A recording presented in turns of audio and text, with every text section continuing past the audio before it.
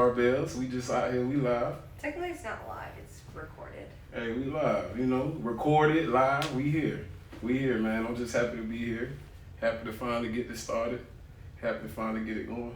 So, I think right now, customary, we do some intros. So I'm gonna let Sarah rock out. Me? I'm gonna let Sarah rock out. Go ahead. Obviously I'm Sarah. Yeah. Wow. So I'm originally from Massachusetts. Been here for like 10 years now. And I think for me, I wanted to do this podcast because we have just been we talk a lot. A whole lot. A whole lot about a lot of stuff. And I think as 30-something-year-old, I'm going to call this young adults because I'm not ready to be like fully grown up yet. Like, I've fallen and I can't get up. you know what I mean? Say less, I get it. You know what I mean? You know, I still want to be young. We knocking We're knocking on the door, but we ain't ran through the door yet. Yeah, we're like in betweeny. And I feel like 30 like is still like I remember thinking 30 was old as hell. Like super old. And now that I'm 30, I'm like, well hell, my life is just starting. Like for sure. We're just starting to figure out like who we want to be, what we want to do, that like have the privilege to give the impact that we've wanted to give, because we have more resources now.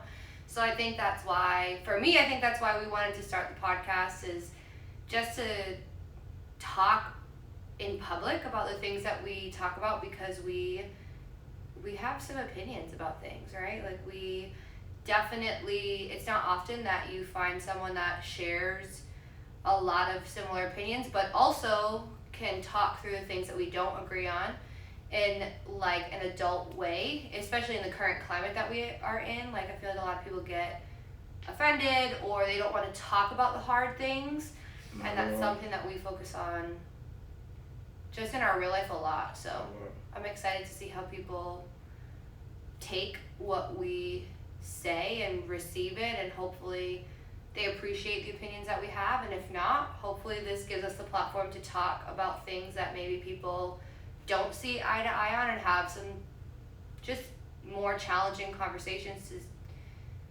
with where we are in life right now, in all different aspects of life. Who are you? Hey, you already know, but if you don't, Who's that sugar daddy? to Sean Williams, and yeah, I've been the full government name. Full name. We gotta go full name. And yeah, been out here in Pope for quite some time. Went to Weber International University. Pretty much been out here ever since. Me and Coach Q, we run two super dominant, two top 5 in the state weightlifting programs. Me and Sarah obviously just embarked on this Olympic weightlifting mission and trying to get that off the ground. But most importantly, like I wanted to start a podcast simply just for the fact that I wanted to be able to speak life into people's lives, talk about some of the hard conversations that we talk about amongst each other, and just provide the people with a good word, but also provide the people with some knowledge and perspective, from a different space, from a good space though, from a space of growth, from a space of learning, Compassion. and just and empathy, because that's big with me. You know what I mean? Just trying to come at it from different angles and really understand what people go through and what people face and what people battling. Because right now, it's tough. You know what I mean? But we built for it. We built to overcome, and ultimately we built to win. We built to last. So and I don't think we can start without saying thank you, because honestly, we've been talking about this podcast for a long time. Yeah. Because sure. Let me tell you something, and y'all will see the more you tune in to these episodes, we be talking about crazy things. Like just everything that you see in life, social media, in the world, like we talk about it. And so I'm excited for people to hear those conversations, but I don't think, at least for me, I didn't think when we actually said we were going to do a podcast that it would be as well received Yeah, as it was. Yeah, that's dope. And so, man, like, we I just want to appreciate say y'all. thank you Yeah, to we everybody appreciate that y'all, has for real. followed us so far, has shared our podcast, and like we have just really felt a lot of love from you Right, guys. man. So I'm hoping that we can, like, we're both very big on serving our community and serving other people. Sure. So I hope that in some way, shape, or form, like, we're able to serve you with the information, the conversations that we have, and that you take something away that's valuable from the different things in the episodes that we have. And I know we're going to have a segment later to talk about some questions, or a question today since it's our first episode, about what you want to hear us talk about. But I hope that you continue to give us that feedback and support, and let us share some insight and our insight and life experiences on maybe some topics that you guys are passionate about or want to hear us dive into. So Say less. I mean, well, hey, let's kick it off. Our first topic is gonna be doubt over belief, right? It's dear to me because I think believing in yourself is always a key aspect, but it's not necessarily easy to do, right? Because as we go through life, you're gonna see a lot more failure than you're gonna see a lot of wins. You're gonna see a lot more losses than you're gonna see gains. And inside, you have to keep that undying belief that, hey, I can do it, I can make it, I can succeed, I can win. And it's hard, you know, because along the way, people gonna doubt you. People gonna doubt who you are. People gonna doubt what they think you can do. And ultimately, we just live in a life now where everybody is a critic. Everybody got something to say. Everybody got something to say. So whether you doing bad or you doing good, it's always gonna be questioned, or it's gonna be some type of question about why you doing it. But the real ones gotta know and gotta understand, man. The focus gotta always just be on the main thing. Keep the main thing the main thing. And if it's helping people, if it's providing a service, if it's just getting out in your community and doing the right things and touching lives, keep that. You know, don't ever let somebody take things from you that you know deep inside of your heart is within you to do, and that you know you can do. So always keep that belief, man. Keep a strong belief in yourself. Don't let the doubt affect you. Don't let the doubt creep inside, because we all know when it does, it's hard to overcome. It's overwhelming. It's just a feeling like, hey, am I going to be able to actually do this? Or are these people right? Man, no. It's in you. So if you believe you can win, win.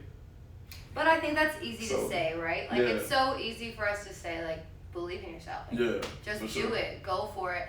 So what are some ways that you sort of overcome that self-doubt? Because, I mean, in life, right, but in the sport that we do, in weightlifting, right, I think doubt is something that could truly just devastate your performance, or in any sport, right? But we clearly are very active in the weightlifting community and in the sport itself, both as athletes and coaches. So I think that is something that's important to talk about too, because I know for me, it's something that I still continue to struggle with. Like, I know just from life experiences that I'm very capable of doing a lot of things, but it's normal to have self-doubt, right? It's normal to feel like you may not be successful in something, but I also think it's almost necessary to have a small piece of self-doubt, because it almost motivates you to keep pushing and to excel to something better, right? Like, I feel like there's a healthy version. I mean, sometimes it gets the best of us. We're all guilty of that at different stages in our life, but sometimes without self-doubt, you may become stagnant and comfortable with where you are and not be interested in progressing. So what are some things that you have struggled with your self-doubt and how you kind of navigated that? Oh, well, I know, especially with, so, you know, because I know we doing this for a reason, to kind of share life experiences and things of that nature. Man, it was like the teaching thing hadn't always been easy for me, you know what I mean? If people don't know, if people do know, it's tests you got to pass as a teacher. It's tests that you have to pass, and if you don't pass those things, you won't have a job, right? So you can receive a temporary certificate, but if you don't get them tests passed, you won't have a job. If certain criteria don't met, you won't have a job. So people got to understand the road for me wasn't always easy with that, right? It was a lot of self-doubt. It was times where I actually gave up on the career altogether. It was times where I just never thought it would happen. It was times where I had kind of lost faith in myself. You know what I mean? I'm going to say this. You need good people in your corner, man. So if I could tell anybody, man, just keep good people in your corner. Please keep people that believe in you and can breathe life into you. Because I just don't think people understand how important that is.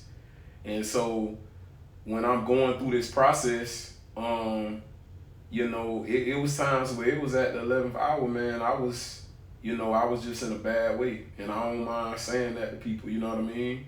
When I think people see you, they see the success that you've developed both professionally and personally, right? And you almost forget that people had to go through those challenges. So Sure. I think it's good that you share that point, because so many of us, myself included, didn't walk through that chapter of your life with you, right? Like, Sure. we were not there for that. So like, what did that look like? Like, what was the biggest struggle of all that? Man, obviously for me, it was the math part, you know what I mean? So I'm gonna just be honest with you, man. I probably took the math part about 7 times, man. The only piece of the puzzle that I just couldn't put together, and I'm not gonna sit up here and act like I'm the greatest at math to begin with. So it was just a constant struggle. So it brought in a lot of doubt. And that's why I tell people, man, keep knocking on the door. Just keep trying. Keep giving it your attention, keep giving it your all, because you never know what happens. So, simple story for me, I had decided, you know, I was going to try corrections out. Look, just wasn't for me, man. Wasn't for me. Did last a month, right? But then after that, man, I had just really hit a low space because I had just brought my home. I had ended up getting a decrease in my pay for my teaching job. Man, thank God for my brothers. Shout out Brad, shout out Keon. At the time of my life, they came. We was all kind of going through it. Those guys moved in with me. We locked in for about a year.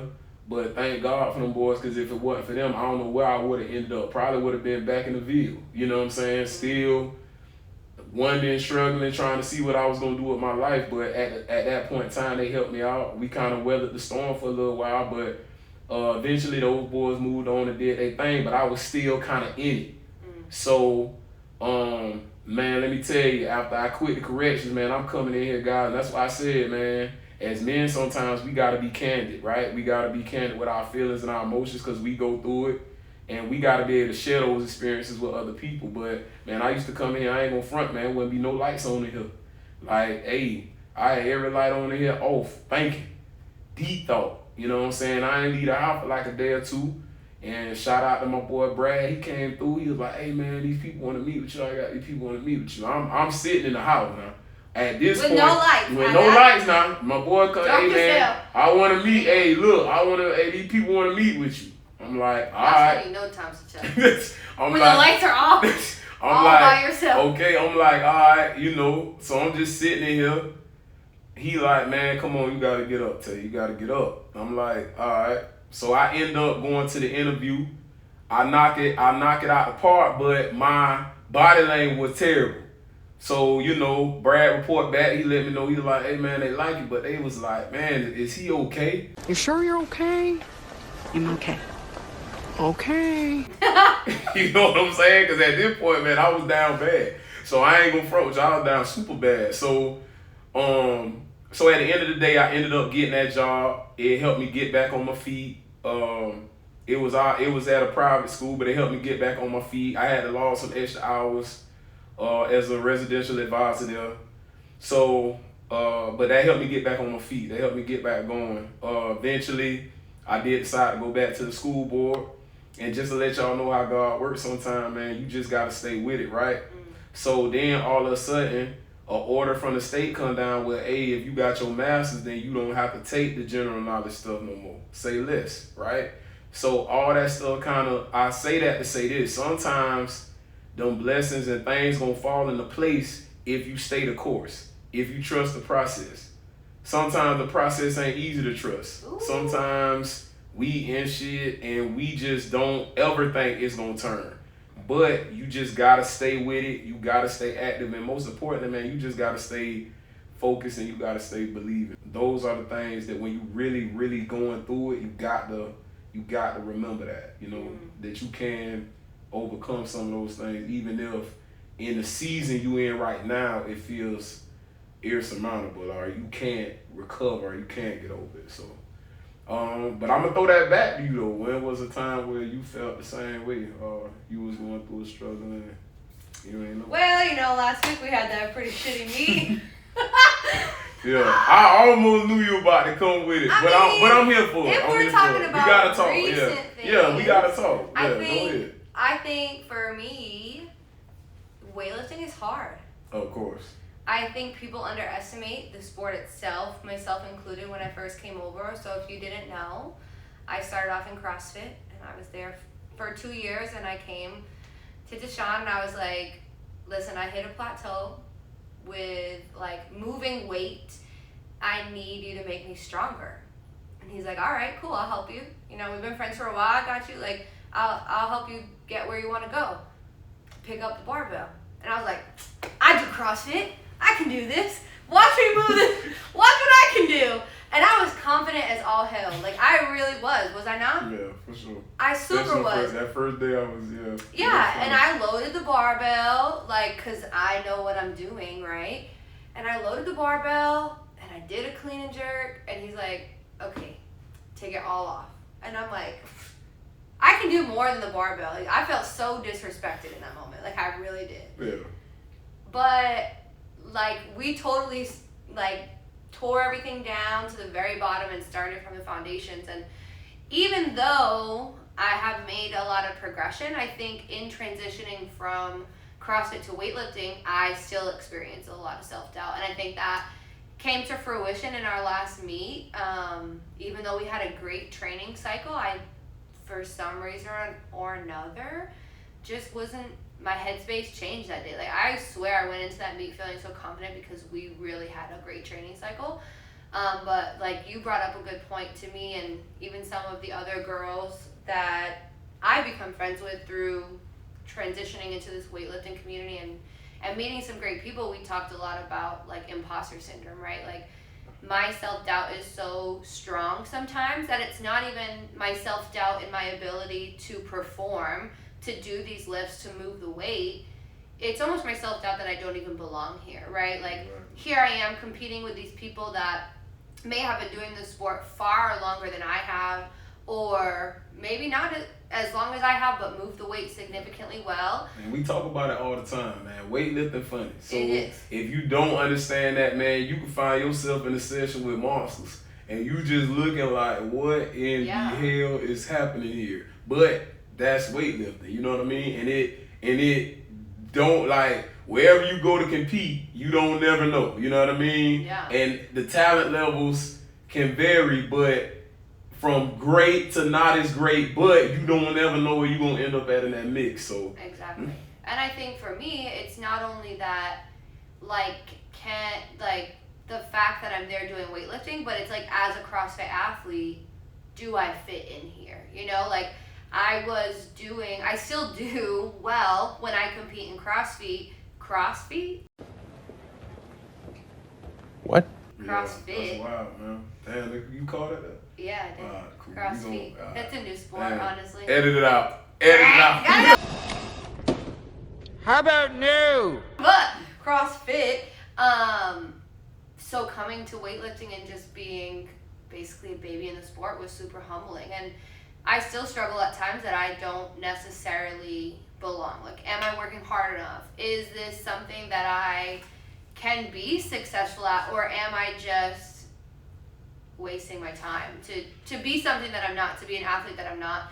And I think that's something that I've certainly learned along the way in CrossFit. And I mean, in weightlifting, I learned a lot of CrossFit too, but in weightlifting, that like you said, you go out, you could be amongst monsters, it could be a level playing field. You never know based on the meet, but like literally unlike any other sport that I've played in my lifetime, it's literally you and that barbell. And it cannot, you have to have the mental strength to put out all the extra noise. Who you're competing against, what they're moving, what's going on the board, and literally just do what you train to do day in and day out. And that is harder than lifting the weights.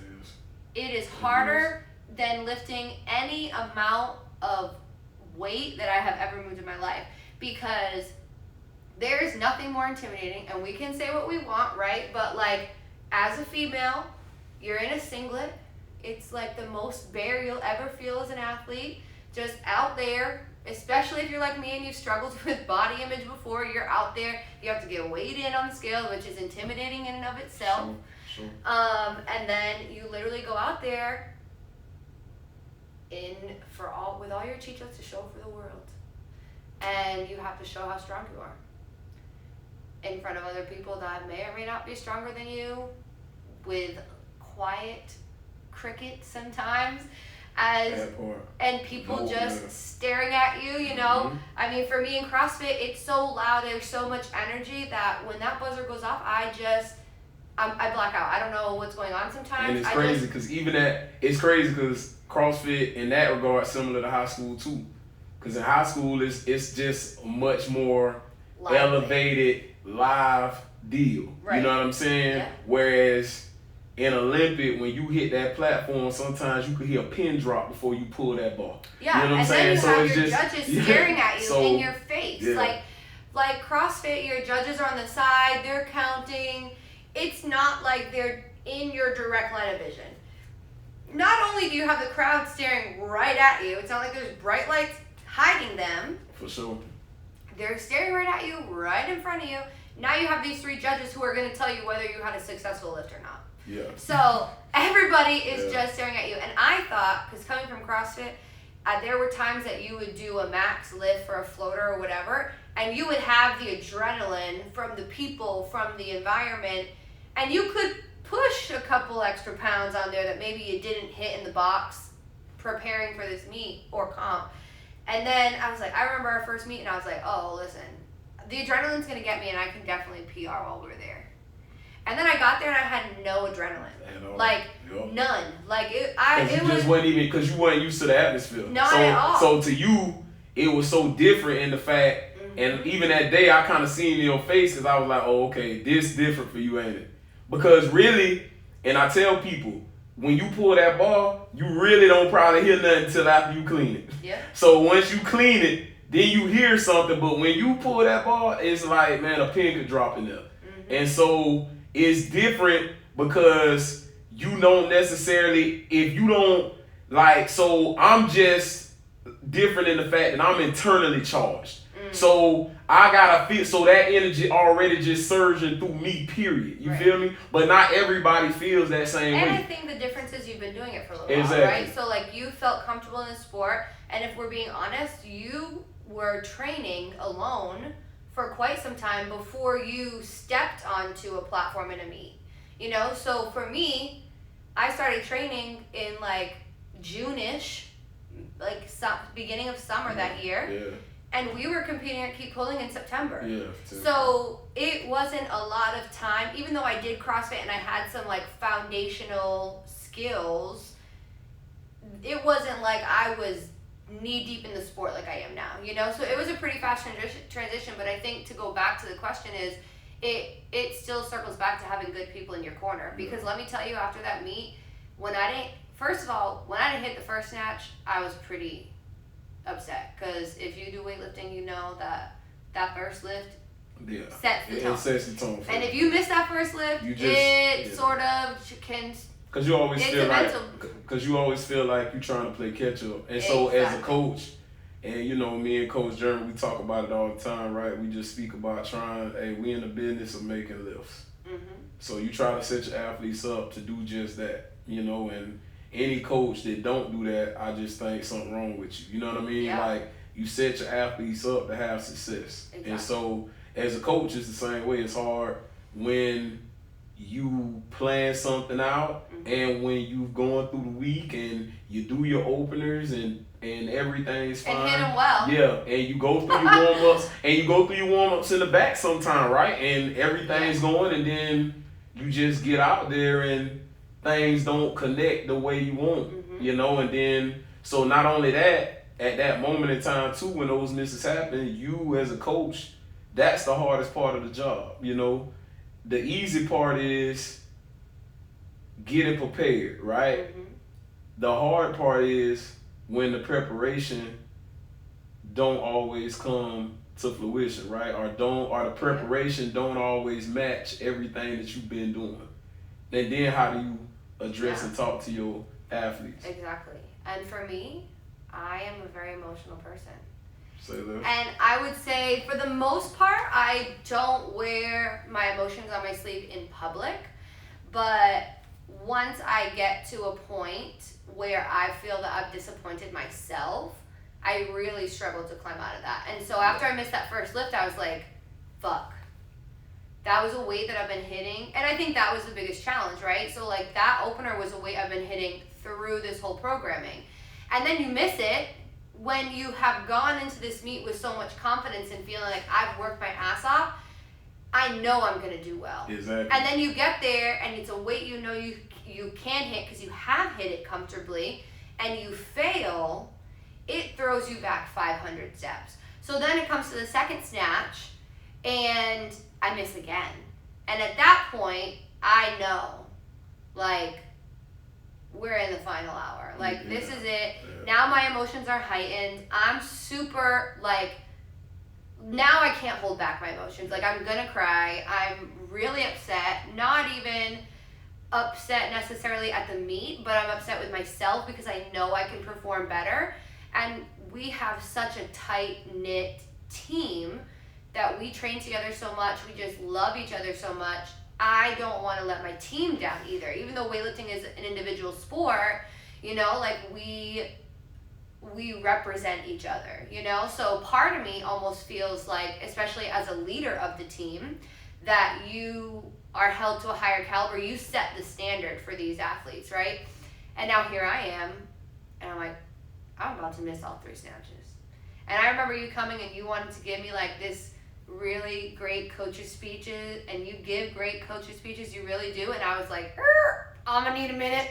Don't talk to me. Yeah. Because I knew in that moment that I respect you so much, and I know that you want me to succeed from your core. Not just me, all of our athletes, right? For sure. But I was so disappointed in that moment that I knew if I listened to you, I was going to cry, and then I was going to go on that stage and embarrass myself even more. Yeah. So, and that was a great moment for you as a coach too, to sort of walk me through that point, because you gave me the space I needed, but then circled back and we found a happy medium of like, okay, you can talk to me, but I can't look you in the eyes. Like, Exactly. I'm here, like, I hear your support, I hear your words of wisdom, we're going to get through this, but we had to find in that quick moment what works best for us as a coach-athlete dynamic to get through that moment. And I didn't hit the 3rd snatch, and that was tragic for me. I was super upset. But I think in that moment I realized too, the community that we're a part of, everybody sort of rallied around, whether they were our teammates, our athletes, or not. Other coaches that we've built relationships with came to me and, you know. And I gotta say this, man. Shout out to the weightlifting community, man. Shout out, man. And man, but it's just a lot of love, man. People got a lot of goodwill and want to see people win and succeed. And I think that's the most important thing. And it's big for me because, like I said, man, it's enough food on the table. And sometimes we forget that. You know, sometimes we be out here acting like we got to throw water on somebody else's fire in order to see ours burn brighter. And that's just not how we should go about anything, you know. Yeah. But I'm gonna say this, just seeing the way that you came back, because like I said, I give you major credit, major props, you know what I mean? Because they come back, and even if you just hit one clean and jerk, right? But it was, for me as a coach, was just seeing you get yourself together enough to go back out there Of course, as a coach, I'm gonna try to put you in a better situation on that. But to see you go back out there and compete and just give it your all, because at the end of the day, that builds. You know what I mean? So, okay, I got this doubt, but hey, this happened, but at least I salvaged something today, and that's really kind of all I wanted really for you in that moment. Yeah, you said know that what to I me. mean? I remember you saying that to me. Like, So- listen, it's not over. Like, let's make something happen. Happened today, cause you gotta feel like that. Yeah. And I think that's also a good segue into our next topic, right? Meet they mindsets. So I like, cause we very different on this, like super different. We are? We super different. Well, I think on we're this. different on a lot of things, first of all. Yeah, for So sure. you know us. Yeah. I think we both have a fun personality Yeah. in polar opposite Ways, yeah. Polar opposite ways. So we differ in the fact, cause like I think to me on a meet day mindset is kind of, cause with me playing football it kind of was like, and if you played football you know this, right? So you had, when you got on that bus, man, coach was like, hey man, you better focus on what you doing, man. Everybody get focused. Sometimes, boy, you could have hit a pin drop on that bus. Now you won, boy. We rapping, we cutting jokes, we roasting people. But man, you wasn't doing none of that. And if you did, boy, coach told you better get out there and perform. If you got out there and you laid an egg, boy, coach was about to have your head when you got back on the bus. So I kind of always took that mentality. It's the same mentality I kind of take. Like, man, I just really like to stay laser focused. I like to stay locked in. I like to listen to whatever I'm listening to, my music. Dial in really with what Coach J asked me to do, and then you just try to go out and do your best to execute. But I just got a laser sense of focus, and I really be trying to employ my athletes to do that. But you know, but I had to learn Sarah a lot different, right? She like to be a little looser. You know what I'm Do saying? you have to use that word? Well, yeah, well, I mean, pause. But she like to be a little bit more jovial, a little bit more jokingly. Yeah. And so she needs that in order to do her best. So we really that's I been think a it's struggle. a defense mechanism, Yeah. right? So, like, I think that plays into the whole self-doubt. Like, my whole life, my comedic timing, my joking has been, like, I can't, if something goes wrong, okay, for example, I had a shitty meet, right? And on the way out, I dropped his scale and scattered it. Scattered it? No, it shattered. Like, in a million pieces, it's a glass scale. And I came back after boohoo crying because I just sucked ass at this meet.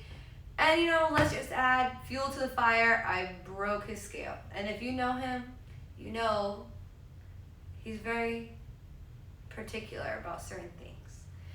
And I tend to be a little bit more of a klutz.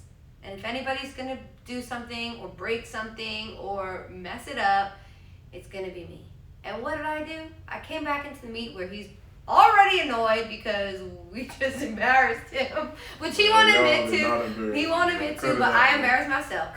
Anyways, so I come back in and I can't even tell him with a serious face that I just smashed his whole scale. I'm like giggling, and that makes him probably want to punch me in the forehead a little bit because I just can't keep serious because I'm so uncomfortable in that moment. Because I knew when I was, it's like when you're a kid, right? And you know your dad's going to be mad because you did something that was against the rules. Yeah. And you like, let me try to find a way to soften this a little bit. Yeah. Let me try to.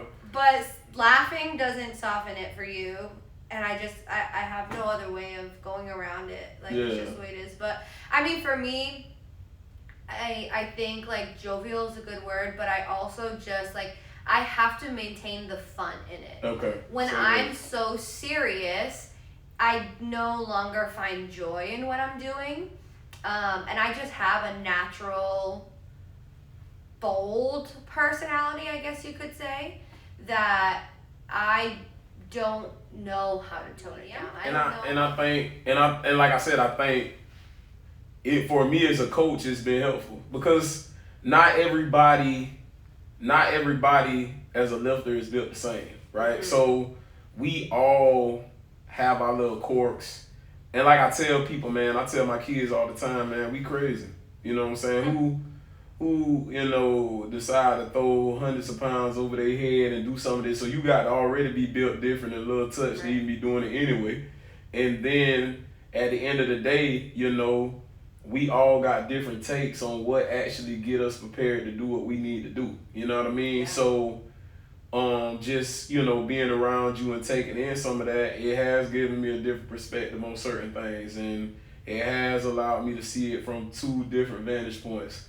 I think you've started to have a little bit more fun in the weight room too. Oh yeah, say less. I mean, with you and Kay, it's kind of impossible, Yeah. Some days, y'all just gonna be turned up to another decimal, and you just kind of gotta try to match that some days. We know when it's time to have fun, but we also know when it's time to tune in and be serious. And I think that one of the best times we've ever done that together as Max Effort is when we went to nationals, right? Yes, we were in Vegas, one of the party centrals of the world. We had a great time in Vegas. We were able to enjoy it with our athlete and with our friends that were also competing.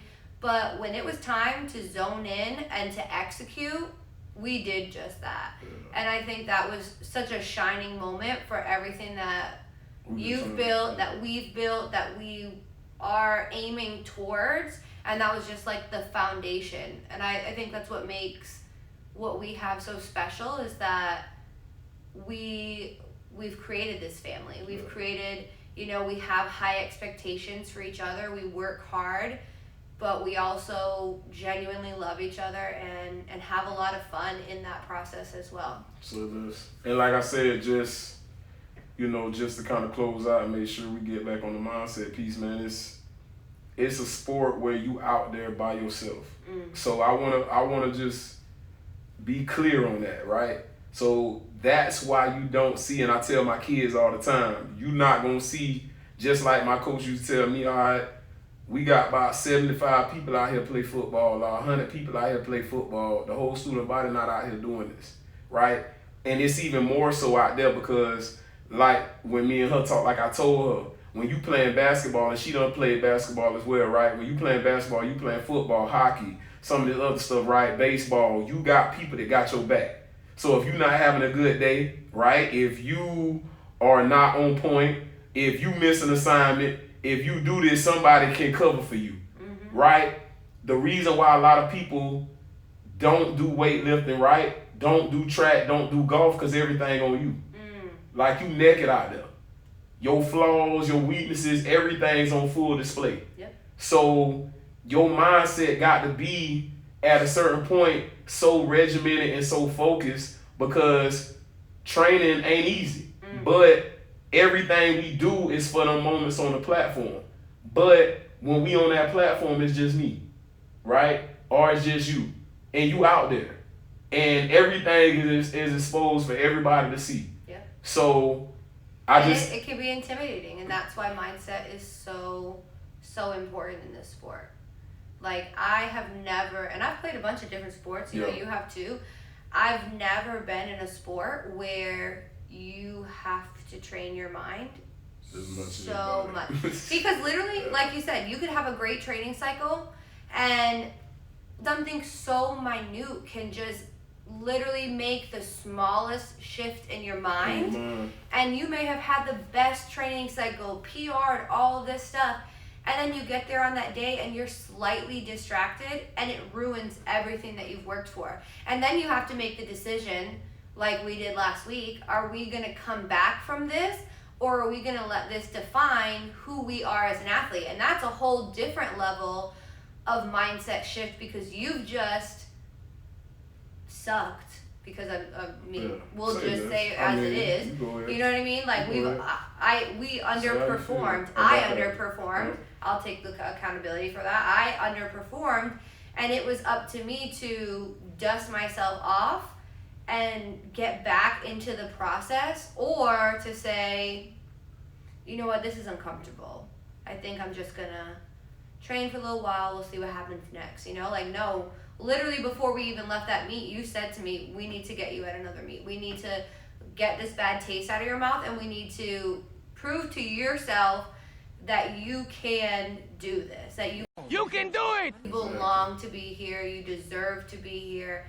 And literally we signed up for Keep Pulling before we even left, and I think that speaks volumes about like how your mind can grow in this sport, especially because let me tell you, I wanted to leave after those snatches. Yeah. I sure as hell did. But that's why I say it's important just to have people that believe in you, and most importantly, just have people say, hey man, look, we're gonna salvage something today, because it's something to be salvaged, and we just gonna move forward after this. We're not gonna sit and let it linger. So we got another opportunity to do something real quick. Let's go do that, and let's have some success, and let's get in a good way. Cause like I said, man, and one of the most beautiful things I heard one of the two coaches from Cavalier say was, you only gonna gain meet experience by doing meets. You can only train so much, you know what I mean? But you gotta do the meets, man. You got to do meets, and nobody ain't saying you got to do 10, 15 a year. Now, nobody say that, but you need to do meets, and when you starting out, you need to consistently be putting yourself in those positions and getting on the platform and feeling that energy and feeling what it feels like. Because it's nothing like those days. You know what I mean? You could train 100 years and not understand how that feel. Yep. Till you actually get out there and you actually feel that. All right, so we gotta shift gears a little bit. So when we started this, we said we was gonna keep it varied, and we was gonna dial in on some topics, not just weightlifting, but other topics, because we rap a lot about this. But our third and final topic before we get into you guys' questions, our last and final topic gonna be relationships and a dying reality. Relationships and a dying reality. Oh man, where do you start? First and foremost, I'ma just throw it up, right? Man, relationship between men and women right now in the chokehold. It's so much, and we gonna talk about a lot of different topics around this as we get through the pod. And even today, we got some other things we gonna talk about. We kind of get to answer you guys' questions, but it's tough out here. So y'all need to hide your kids, hide your wife. I guess a argument topic I really just be burning me up is this whole who pay the bills topic, right? Who should be paying all the bills? Man, look guys, newsflash. This is a 9 News special report. The win 2022. Y'all see these gas prices out here. Y'all see how much this grocery out here costing. And we actually having this dumbass conversation on social media nearly every single day. Wait a second. So let's take it back Come on, a few man. steps. So before you get to a place where you share bills, Yeah. you have to go on dates, right? Bruh, oh yeah, you would think that's the logical first step. But people Right, got so, commentary on that, like Right, we so- should jump right to that. Man, what are we talking So I mean, about? let's start there, right? Yeah. So, okay, you meet a person. In any way that you choose to meet them, there's so many ways to Wait, meet so many. people these days. Too many, huh? And you get to go on a date, right? So as a man, let's just say traditionally, the man asks a woman to go on a date, right? Invites her to dinner. Do you split the bill? What is, as a man, Say this. I see your face already. Say that now, because I'm Wait, glad you asked it, because it's a Because dope question though. what is your expectation as a man? Yeah, say this.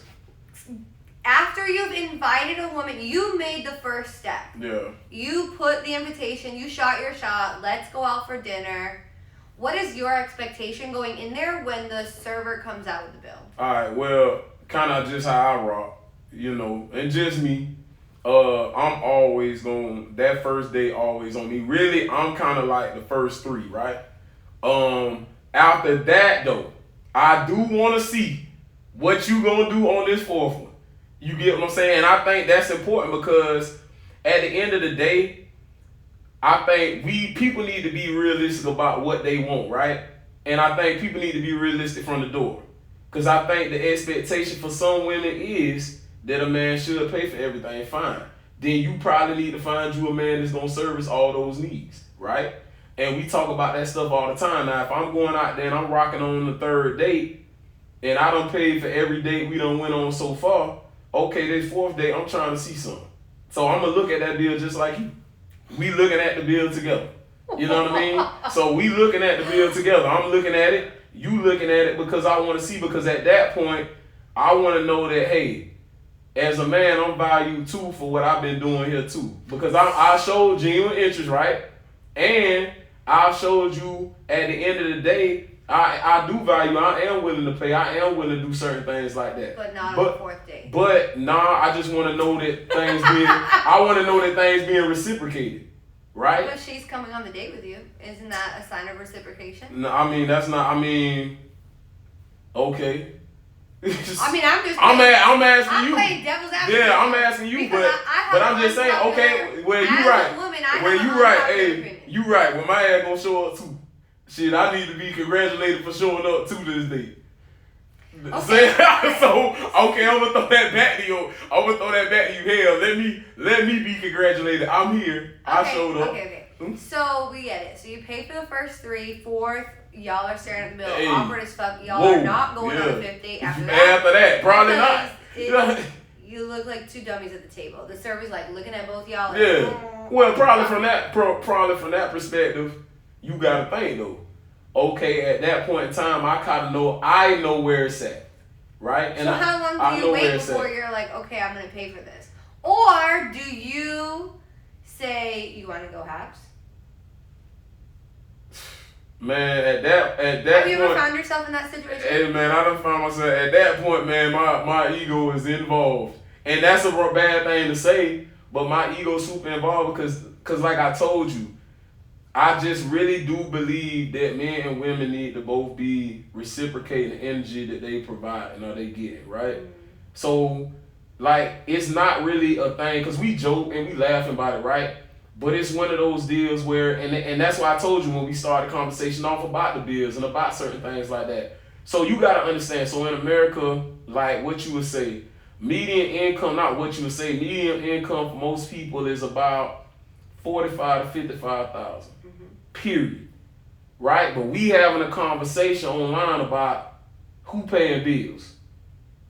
Come on, man. Like, so this is what I be talking about conversation need to be nuanced and reality need to be drilled in, right? Okay. So that's a good point. Okay. So then you're going on these dates, like you've gone on 3 dates already. At what point, or have you, before you go on that fourth date, where now you're like, okay, we need to level this playing field? Do you have those conversations to say,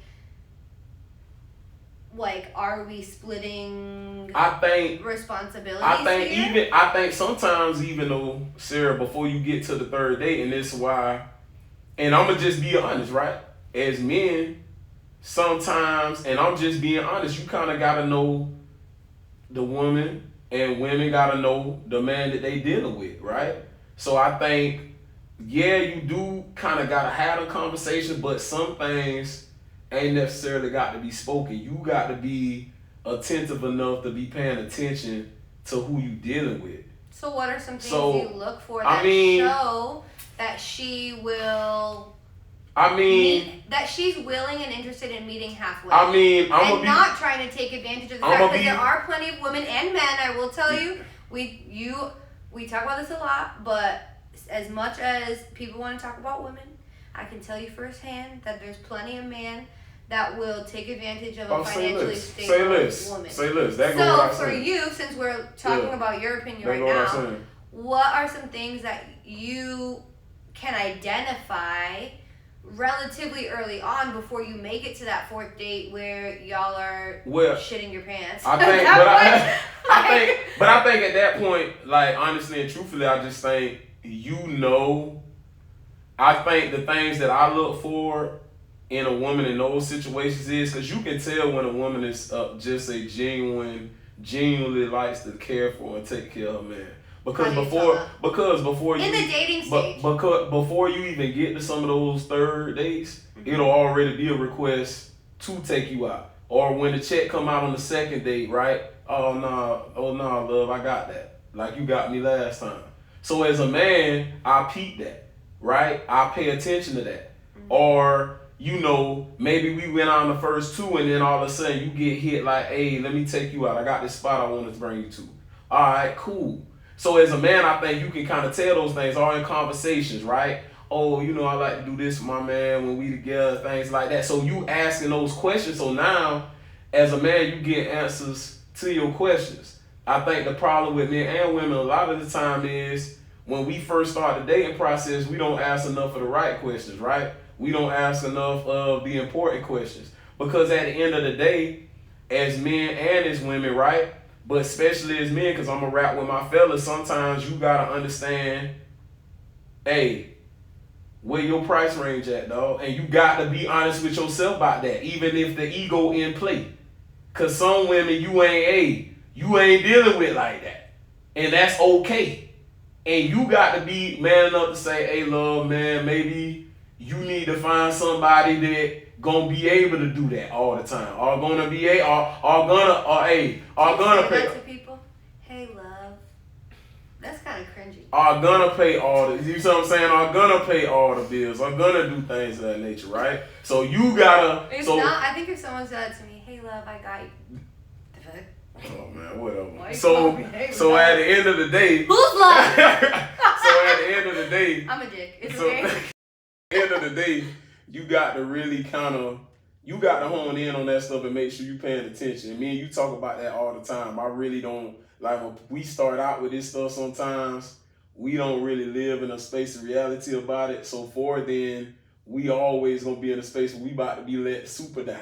You know what I mean? Because nobody. And I think we hear what we want to hear at that early stage. So, like, nobody wants to recognize the fact that, like, there are some red flags in the beginning because, and I think for both men and women, we have expectations that we're going to hit these milestones, right, in life, that we're going to have a job, have a career, buy a house, build a relationship. And maybe more so a woman thinks on those things than a man, right? Because I just think as a society, we do put more pressure on women to do some of these like life milestones, like kids, marriage, and things like that. Whereas a man has a little bit more freedom because society wants men to be more, well, maybe not wants, but focuses more on a career-driven man than a woman, right? Because sometimes we're still stuck in that, you know, a woman is a housemaker and breeds children and all this stuff. Yeah. But I think, you I think now sometimes we that shifting can, a little bit in the culture with that. But I agree. I do feel you. I agree, but I think too that that's sometimes a lot of the reason why we conceal these red flags, you know, because we do want, like, ultimately we were not created to walk as individuals, right? Like, we were created to be in a pair, to reproduce, to do those things. So it is a natural instinct to, and you yearn for partnership. You yearn for partnership, man. And even if we kind of get out here and we get in our way sometimes and say, I don't want that. Even if, and like I told you, because it look different now, right? Mm-hmm.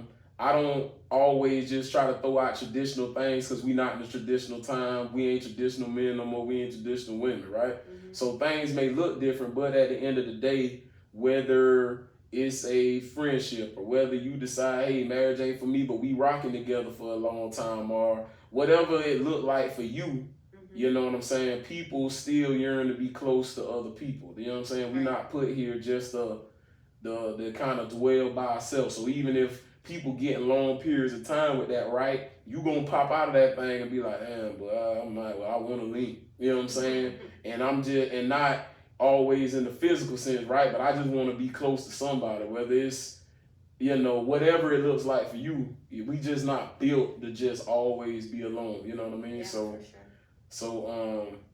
so yeah. But just because I think now we can kind of really just finish diving in on that before we get to the questions. Yeah, I stated that point about it being the dumbest conversation on the internet because it truly is. At this point in time, we ain't even living in times where that should even be a question. Now, because I get it, you know, and I'm going to just throw it out there, you know, city girl and all this and that and this, and man, the stallion telling y'all 50,000 things, okay. But sometimes that shit tone deaf. When you a millionaire, shit, I can tell you anything. When you got money, I can tell you anything. But people got to keep things in perspective, right? Mm-hmm. The perspective is men and women, right? So I don't want it to be like, oh, no, men and women, bro. At the end of the day, you talking about 5% of people making that type of money. So hell, if you find that 5% of that person, rock out. Do your thing. You know what I'm saying? Yeah, but you can contact me at but if you don't find that 5% of people, you probably living in a situation where, okay, y'all got to do this together.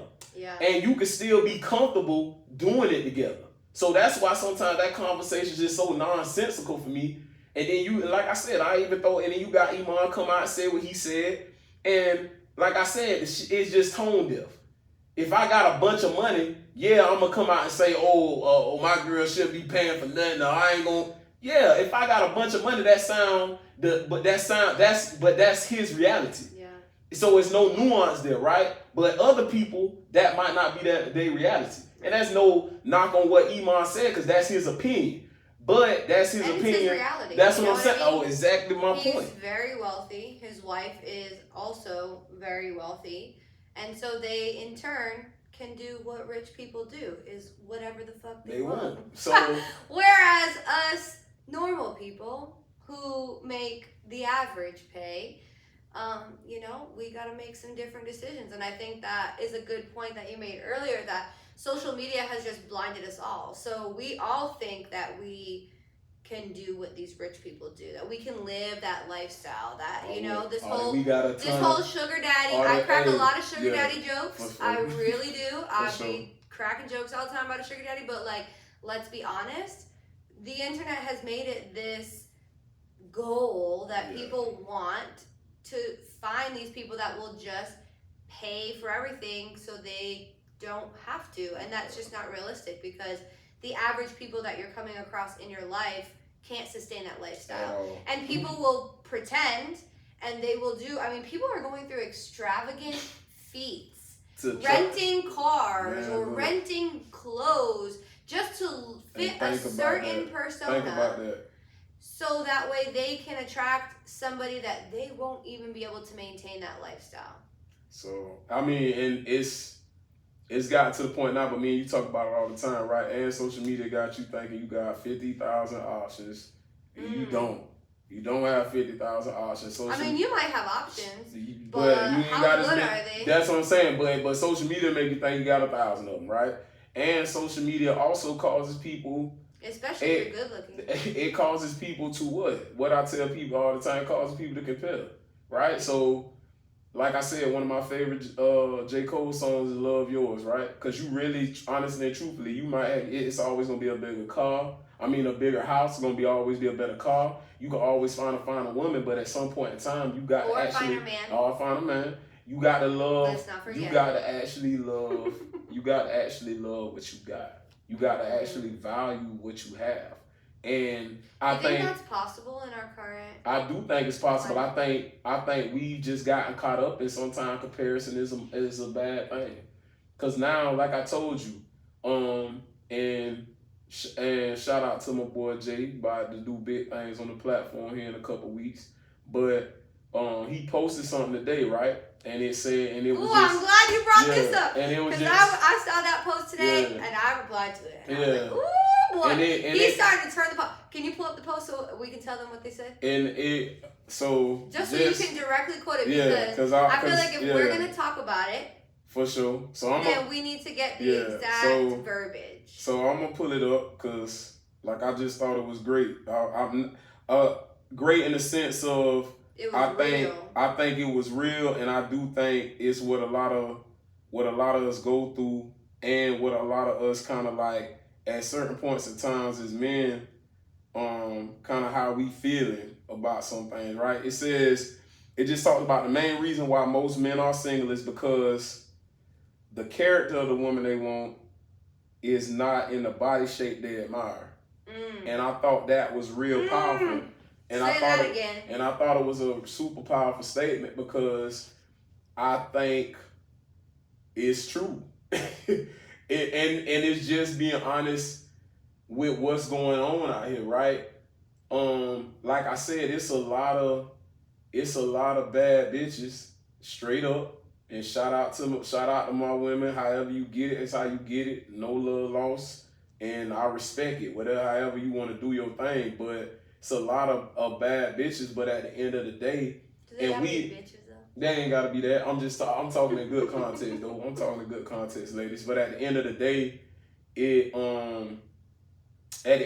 I think as men, we get enamored with some of these body types and some of what we see, but the characteristics that we're looking for ain't necessarily there. So when that happens, what do you think happens next? Okay, now we lusting. So now it's just a lusting situation, and we never actually finding what we actually want, right? Because like I said, if y'all know the spiritual, shout out to spiritual, man. Some of the stuff that be on there be so funny. But I just dive in the comment section, and it's just funny, right? And so one girl posted, yeah, they want a girl with a body type like Ari Fletcher or some of the other ladies, but a mindset like Oprah. And it's just funny, but somebody are character like Oprah, you know what I'm saying? So virtually saying, yeah, sometimes we want that beautiful body and that beautiful this and that, but then we want the mindset to kind of be something different. And a lot of times right now, that's not the case. And I'm going to play devil's advocate because it's real. Some of the same thing with ladies, right? You might be interested in a man that got certain features and things that you want, but that mindset ain't there. So me and you talk about this all the time, man. I don't care how fine you is. If we go out and you open your mouth and it just sound crazy, to me that's a wrap for it. You know what I'm saying? And that's just my reality. I don't know how other dudes rock. Maybe some other dudes push it through and I get it, right? Maybe some other women push it through and I get it.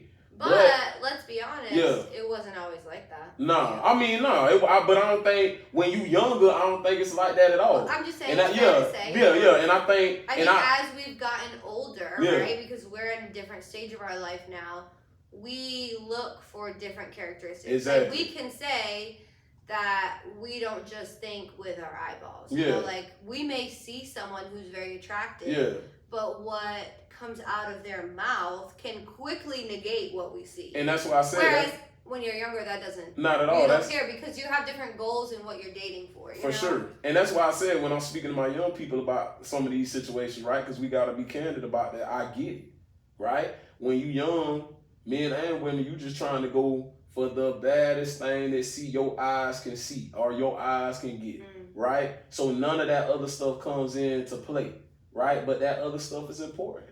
And like I said, I'm not one of these people, and I'm going to be 100% honest with y'all. I'm not one of these people who get out here and sell these Disney movies about personality is going to be everything and it's going to ride you into the sunset. No, that's ridiculous.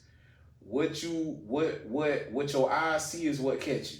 So it has to be some level of attraction there for you to even get to somebody's personality. All right, and we'll talk about that in another part because that's another conversation for another day. But at the end of the day, once that attraction do hit, fellas and ladies then gotta shift their mind totally to the mindset. What's the mindset? What's some of the more important details? Yeah. And I think sometimes we struggle with that. And I think at this stage in our life, we don't have the gift of time. At all. You know, you're young. When you're young, you can date a number of different people. You have all these different, your goals are in a different place. You're not where we are now. We're older-ish. Knocking on the door. Call it what it is. But go ahead. I'm with you. I'm not knocking on the door. All right, look, man. I'm just being honest. Old person door. My knees may say I'm old.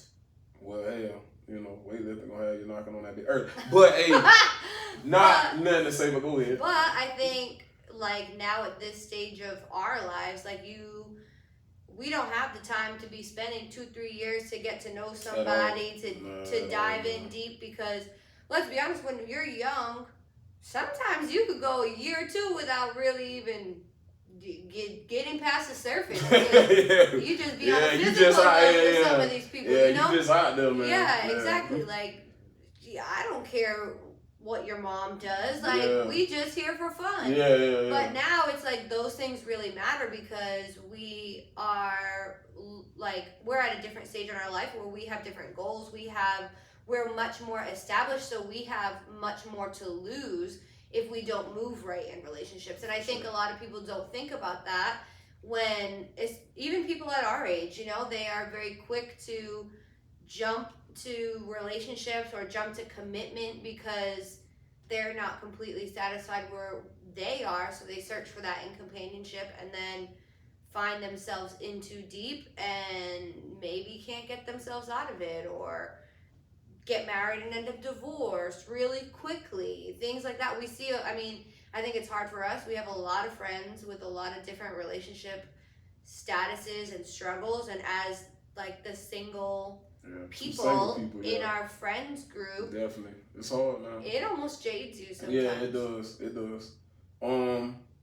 But that's a whole different podcast. But so I think let's get into a little bit of answering the question. So Sarah, she put up a post, wanted to know what question you guys have for us and what you guys would like for us to discuss. In a relationship, a steady relationship, not just dating and going out for dinner, like you are committed to this person, let's say you've moved in, what is your directive on how you would split the bills? So my directive is on that. Well, let's share where we're at, right? Yeah. So we both own our own homes. Tenfold. We live alone. Yeah. So we are. So pretty much we do everything for ourselves. Exactly. So we're very independent individuals, and that can play in how we move in a relationship as well. So knowing what we all know now, that you are established as an individual, when you go into a relationship, how do you navigate? Where do you move? What bills do you pay? What bills, if she comes into your space, what bills does she pay, since you can manage your household by yourself? Well, I think just an easy way to say it, because I know people like, they balk at 50-50 sometimes, but I think it's nothing wrong with setting that mandate, right? Because if we 50-50, everybody, if we got two incomes, especially now, everybody's still living comfortably and able to do them trips and do the things they want to do and take the time. So there's nothing wrong with that, right? I see it as something where maybe, I pay some of the bigger bills, right? Mortgage, a car, whatever. You handle some of the smaller bills. Still, even in that fact, we still living comfortably. People still able to do the things that they need to do, and there's nothing wrong with that, right? I think that's kind of the best mandate to set, because at the end of the day, I think when we work as a team, more can get accomplished. But I think nowadays people get selfish with certain things, right? As far as the moving in tip, I think that's the hardest piece, right? Because if somebody's already established and they own their own home, at that point it's kind of already preordained that y'all gonna pretty much somebody coming to you, right? Especially if they in an apartment situation, right? Because it makes no sense for somebody with a home to forward them move into an apartment. And now y'all moving in an apartment and don't nobody own nothing, right? Because like I said, I think, and nothing wrong with the apartment deal at all, right? But the apartment deal do give you a lot of cover, but it also give you a lot of headache. Because as we both know, rent prices for apartments right now is through the roof. Shit, right. Even for houses it is, but still at least you get some relief, right? A little bit more relief, and it's yours. So it's not like you throwing your money into something that ain't yours, right? Or you throwing money into something because if you do decide to get up, call your realtor, hey, man, I want to put it back on the market, I want to rent it out, I want to sell it, you able to do those things, right? Whereas when you in an apartment situation, you really don't have, it's no ties to that, right? The only comfortable thing about an apartment is, hey, shit break, hey, they fix it. That grass gonna get cut, hey, somebody come to cut it. So I think that, you get what I'm saying? So I think that's someone's gonna come clean your pool. Yeah, you see what I'm saying? So I think that's kind of the comfortable space. Okay, but let me throw this in. So I've done both. I've had people move in with me. Yeah, say and I've been in relationships where I move in with them. And I don't know. I struggle at this point where I'm at with the thought of someone moving into my space again. Because, and I think this goes back to being jaded, but I I think as a woman who is independent and comfortably established, I won't say well established, but I would say comfortable and level-headed, that it's very difficult to think of inviting someone who doesn't have an equally well-established life into my space. Yeah. And to say that, I think also in turn it comes with like I've been burned by people Say less. Say less. maximizing the opportunity that comes with dating someone that has an established space. It's almost like, I mean, I don't know if you felt the same way, but sometimes it's almost like people expect that invitation at a certain point. Like, well, you have your own space. Like you said, it only makes sense for me to come here. Yeah, but I think that's also just kind of, I think too, being real, that's also just kind of knowing who you're dealing with in that certain space. Because some people give you them flags that they not about to get a job, or they not about to pay bills, or they not about to do certain things, and we just we go through with it anyway because I love you. You know what I'm saying? And like that's why We're blinded by the lights. Yeah, that's what I'm saying. I've been blinded before. So sometimes you just kind of got to keep that. I got my glasses on today, so we good. Yeah. So sometimes you got to keep that Y'all thing. been talking about why I wear sunglasses. You got to keep that thing I'm in proper. trying to get blinded again.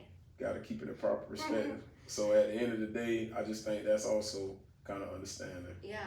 And knowing who you're dealing with. So. I think it's hard for me too because one of my previous relationships, I moved in with him.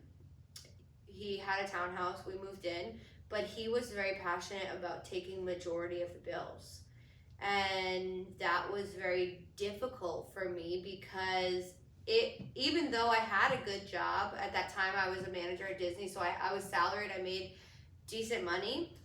It almost like I really struggled to relinquish that power, like to say you're going to take over all the bills and like what do I do now? You know, like where is my role? How am I supporting this household? Mm-hmm. And it's funny because man, as much as quiet as it's kept, man, not every woman down with that. And it's funny that you said that. That's why I appreciate it. And I think that part of side of it too, because I think a lot of women, you know, it's some very strong women out here that handle their own, that won't necessarily want a man doing everything for them. And me and you talk about that all the time. And it feels good. Don't get me wrong. It feels nice when a man does. We talk about that all the time, though. We do. Why would you want to give any one person that much control over you? Right. Why? Because at the end of the day, what are you gonna do when you don't have any power or anything? I mean, I had a job, so it's not like I didn't when things didn't go well. I could take my things and go back to my house because I had that already established, and I'm lucky enough that I had at that time family and friends that supported me in making that transition back to my own space. But like, that's a really scary thing to have somebody move into your space that you have sort of, you know, commandeered for yourself. It's a very intimate thing to share your space with somebody. Space with somebody else. And there's a difference between, you know, slumber parties and things like that, because at the end of the day, they go home. They go home. Or you go home. But then guess what? Yeah. When they live there, you see a whole different side of people. And so I think that's why it's always important before you about to take any major step. Like, people might disagree, but I'm always for living with people before you take the major steps, because you got to see people at every stage of life. I agree. So so hopefully that answer y'all question on that. Yeah, so, I vote split it down the middle. I like it. So all right, so what's the next question we're gonna dive into? The next question was being an athlete and a coach. Oh man. Yeah. What does that look like for you? So for me, some days I ain't gonna lie to you, man. It's difficult. Because when you trying to pursue this and coach at the same time, it's a struggle some days. Especially if, and I tell people this, like, just being totally transparent, especially if you have just a regular job and your job is not gym owner / lifter, right?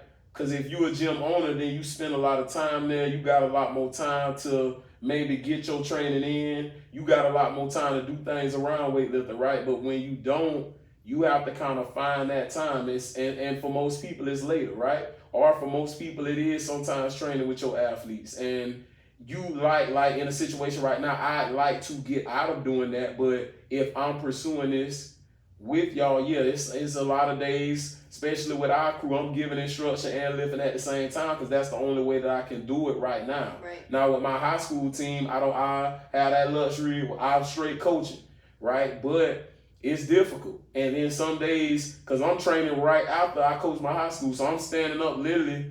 I'll come in, from teaching all day, and then I come in literally with them. Right. And sometimes when I pick up the barbell, man, I'm at 75% maybe. Right. You know what I'm saying? And sometimes mentally I'm just gassed.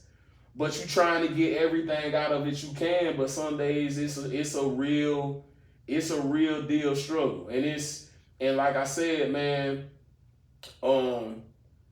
just talked to my homeboy. We was judging one of the meets together probably about 2 weeks ago.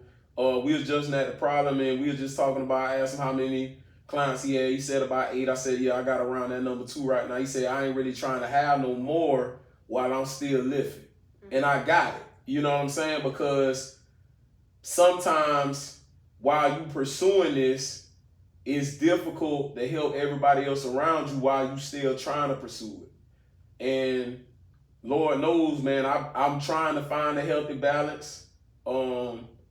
I talk about it candidly, man. I wish I could give more time to it sometimes to get everywhere I need to be, but I'm able to do what I can do right now, and I have to be accepting of that, and I have to be accepting this a process at the same time. So just to kind of answer your question, the question that was thrown at us now, it's not easy at all, because my investment is in seeing you guys do well. You know what I'm saying? But at the same time, I also got a deep burning sensation and desire to keep trying to push it as far as I can go. You know what I mean? So I think that's the thing. That being a coach has impacted how you perceive yourself as an athlete?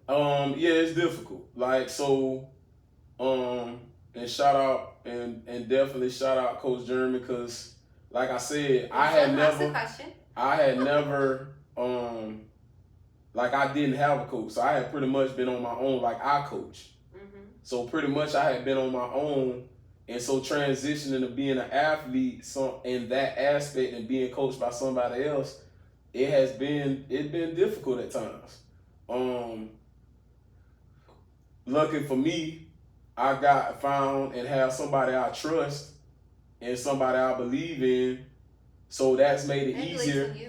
And so that's made it easier. So, but still at the same time, it was hard to kind of give up some of that control, because I'm used to having all of it.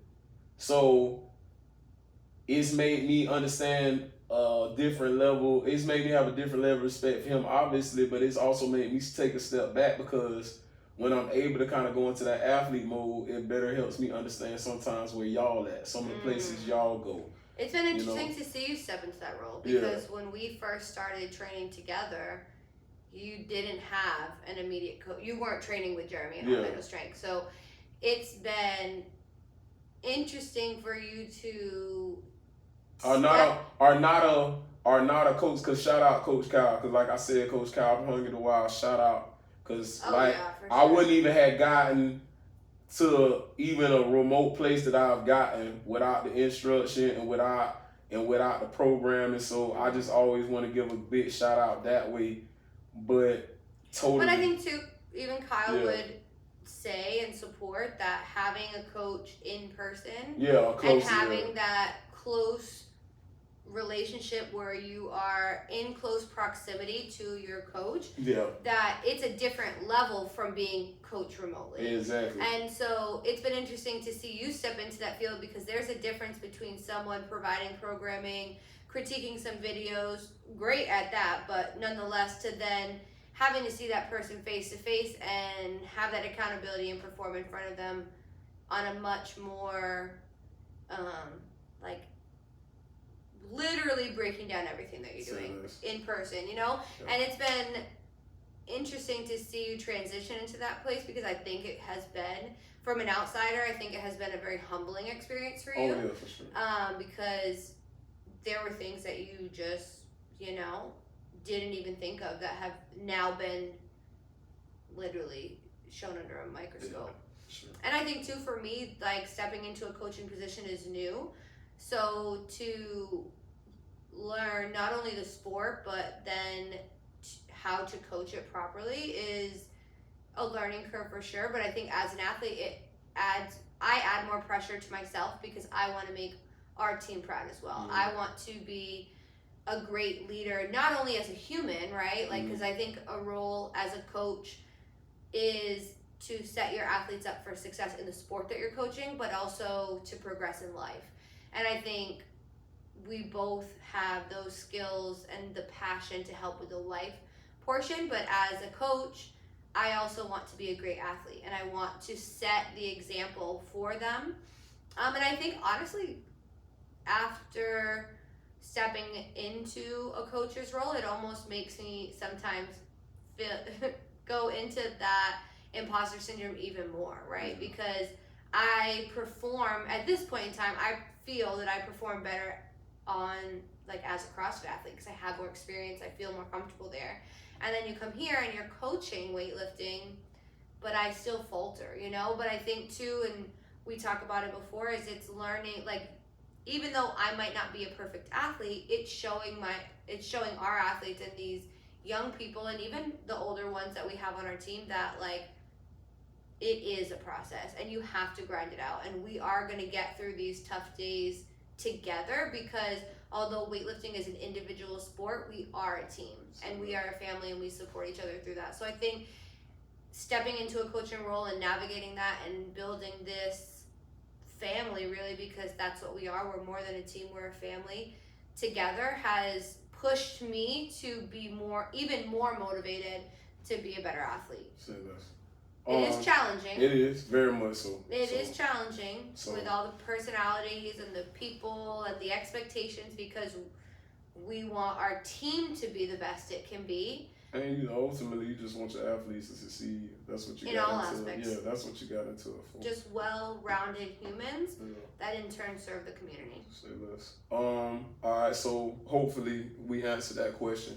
We answered that question to the best of our abilities. I think we gave a lot of good insight there. All right. So we're gonna do two more. If we didn't get to all of them, we'll make sure we push that to the next part. We're gonna do two more. So what was the next question? I think you was talking about something about when life plateaued. What was the next question? Yeah, so when someone asked if when life hits a plateau, like how do you stay motivated through that to kind of circle back and find success? I'd have to say that you have to really focus on smaller wins. And I think we struggle with that, right? Because everybody wants to hit the home run. Everybody wants to see their name in bright lights. Everybody wants, all the glitz and glamour and things. But at the end of the day, sometimes it's just the small everyday wins. Yeah.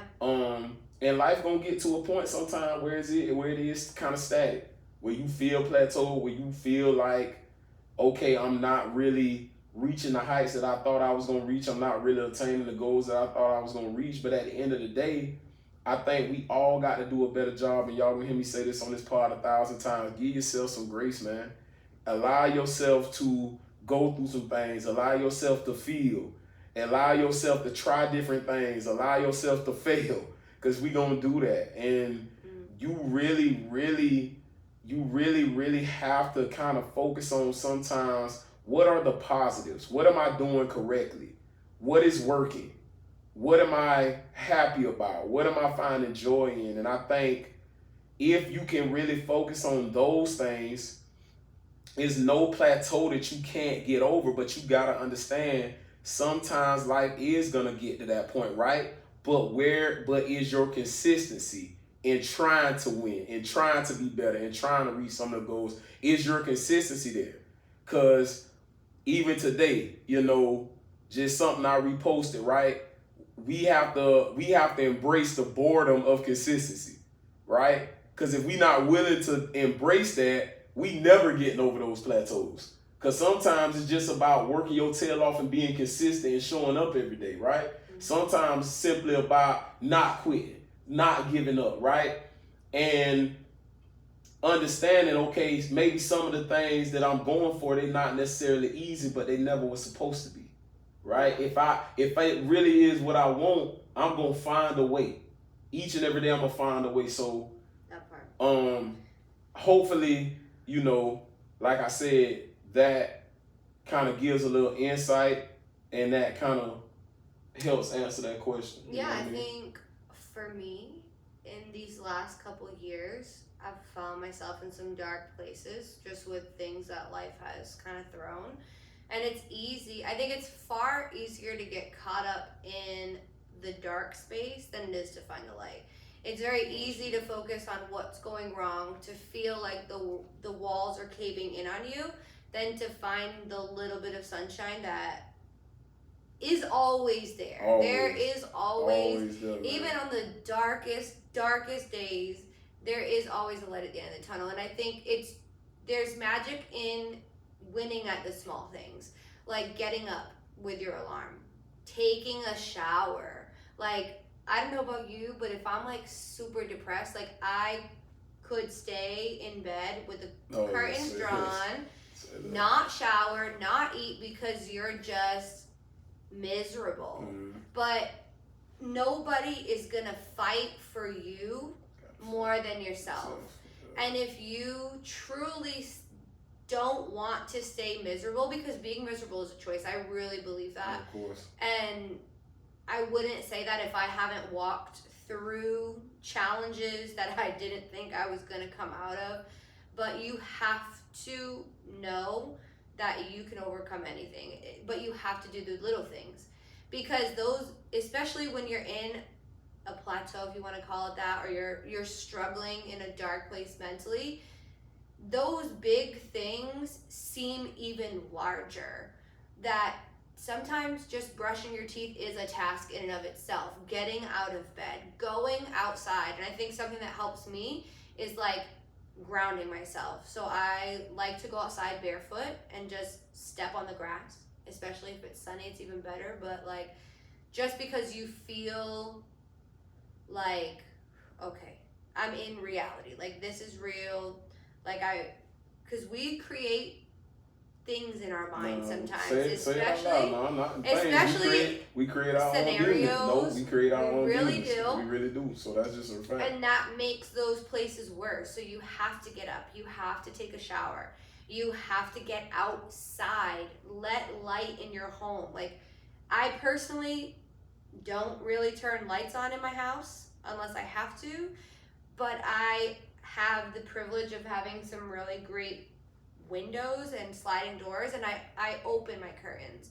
I let natural light come in my house because that brightens your space and allows you to do the little things.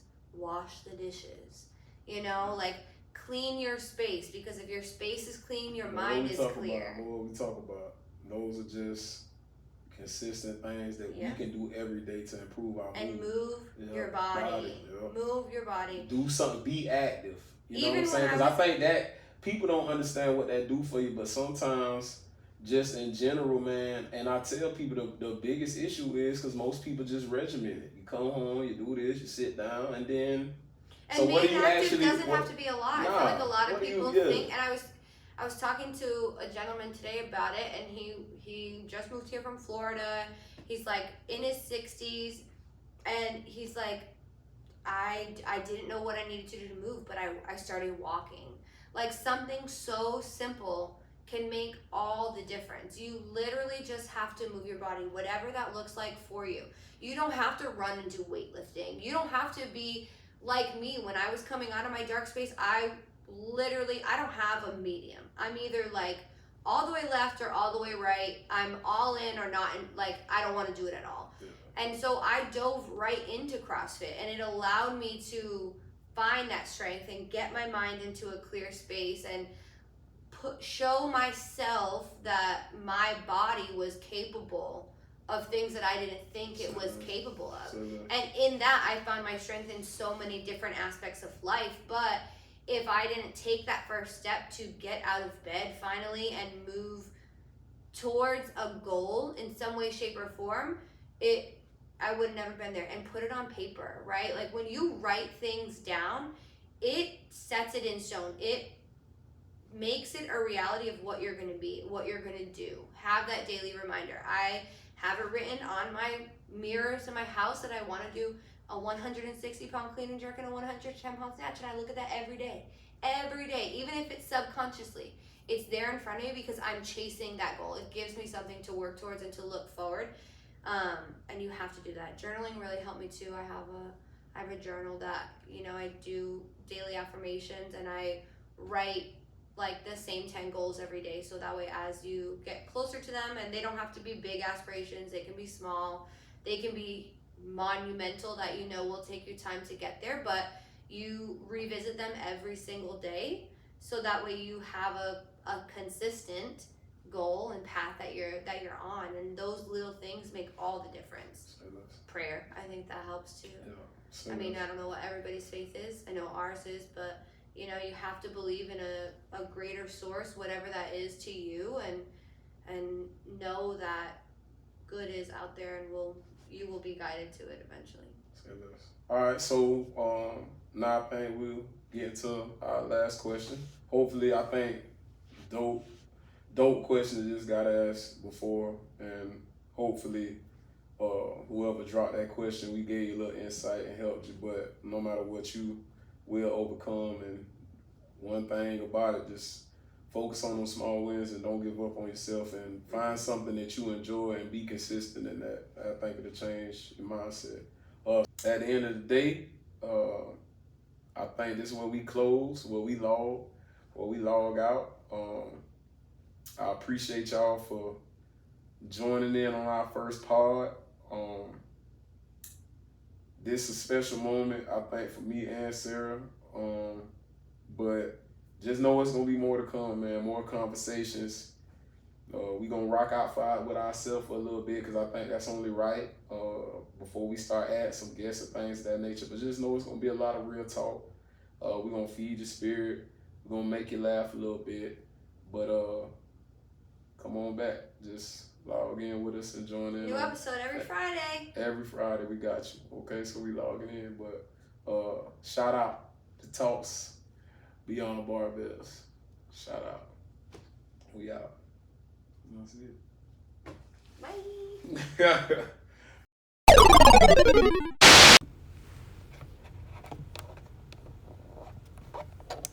Whoops. I can't see. Can you see? Yeah, I can see. Hell, if I can't. First